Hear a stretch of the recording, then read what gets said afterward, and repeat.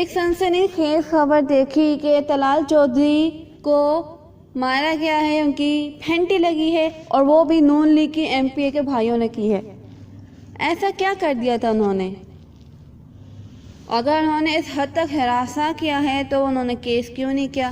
پٹوانے سے ہی کیوں مطمئن ہو گئی؟ کیس کریں ان پہ۔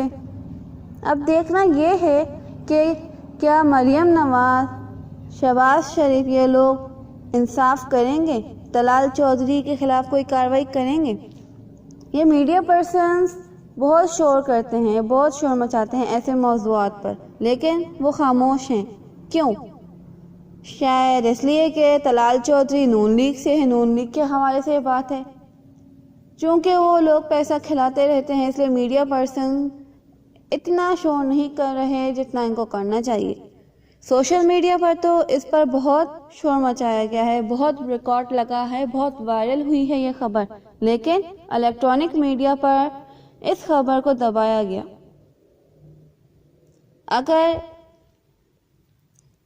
طلال چودھری کی جگہ کوئی تحریک انصاف کا بندہ ہوتا تو فضل الرحمان نے کچھ اس انداز سے کہنا تھا کہ ہم نے پہلے ہی کہا تھا کہ تحریک انصاف عیاش لوگوں کا ٹولہ ہے۔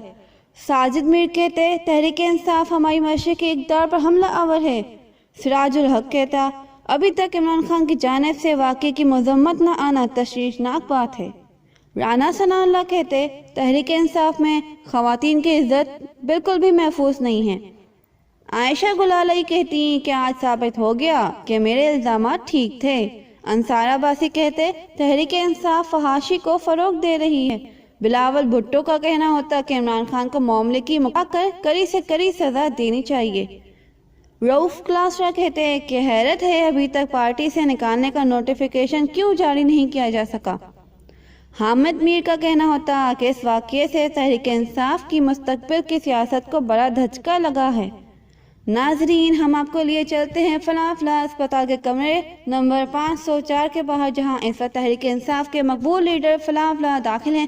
ہوش آنے کی صورت میں ہم ان کا موقف جاننے کی کوشش کریں گے، ان سے پوچھیں گے تحریک انصاف کے اور کون سے لیڈر ان خاتون رہنما کے گھر آنا جانا تھا۔ دیکھتے رہیے گا جیو نیوز۔